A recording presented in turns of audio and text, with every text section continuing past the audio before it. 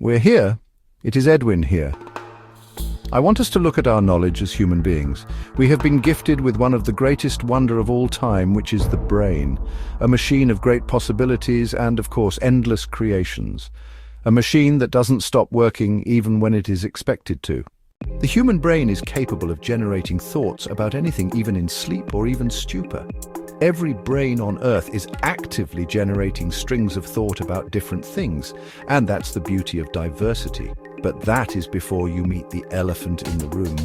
Theories, theories, theories, and more theories.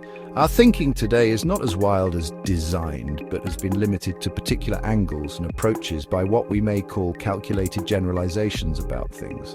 Our line of thinking is nowadays defined by theories of virtually everything, and the human race seems to know it all. Seriously, is that claim even factual? Can we even collectively possess knowledge about everything? See how funny it sounds? Our knowledge base spans only a few centuries of a seemingly infinite existence of the establishment we call universe, and miraculously humans know what formed it, knows its dimensions with precision to nanograms, nanometers, name it, knows its age, again in nanosecond accuracy and all that. When will we ever say IDK? I mean, when will humans stop and demarcate complete factual information from other processes of thought? When will humans ever admit that their limits of knowledge is not boundless? Let's face it, there are principles and established laws, and then there are theories. Principles have been determined by not just empirical data, but physical practice, and tested beyond reasonable doubt that what they claim is unchangeable. But this may not be said of most theories. Yes, some theories are good enough to call, but majority are just that, theories. To make it worse, some theories sit upon foundations of other theories or extremely extrapolated principles. So basically, when we over-theorize facts, the whole thing gets weaker as theories build upon it. The outcome will rely on so many unknowns that the sphere of the known is overshadowed by grey areas. What does this do to our body of knowledge? We end up custom-making rules to explain every emerging phenomenon. Such rules will not hold in future, and we end up cooking others or spicing up the rules of the existing theories to fit our situation.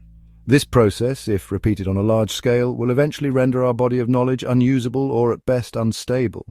What if we simply declared some things unknown? Yes, at least till sufficient evidence is provided, instead of rushing to call uncooked theories facts.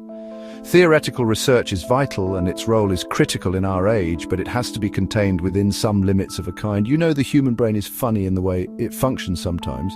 You see, when you declare a task done and dusted, focus on the task is completely shut. Take, for instance, stages of a project. If you declare a step covered, the brain automatically moves on to the next step. It is like the brain is always glued to the prize rather than the process. This holds true even in vocal declarations. You are advised not to overexpose your ideas by speaking about them before they are executed, or risk stalling of the project or changing the course unnecessarily. Overthinking and fantasizing on the outcomes could also lead to a virtual achievement and may lead to attention loss. This is what happens when we over-theorize facts. We cheat our brains that we have achieved even before scratching the surface. The results, we declare problems solved before attempting. Focus and motivation is diminished, leading to little research, and in the end, forget about the problem. The case would be different if such body of knowledge is declared unknown. It is said that you learn more from a fool's position. Look at it this way. Two kids are seeking directions. One is completely blank on where they are going, while the other claims that he is only seeking to be directed to the highway, which leads to the destination. You will dedicate your efforts to helping the former because they admitted what? They don't know. The half-knowing kid will not benefit from your insights, but will just have what they aimed to achieve. Our egos do not agree to this, though. We hate that position. We are fashioned to have an idea, a theory. Being blank is not acceptable in this age of information. How comes you couldn't work that out? How dumb can you be? Can't you add 1 and 1 to get 2? Are the kind of challenges the brain has to fight before openly admitting a simple IDK.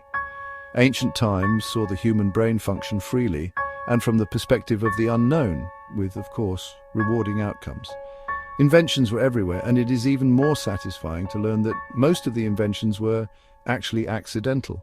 The inventors didn't come from a view of, oh, I know this will bring about this and that. Instead, the results foreran theories, which were easily reinforced with concrete empirical and physical evidence to become principles. It is hard to draw the line and establish where and when to stop.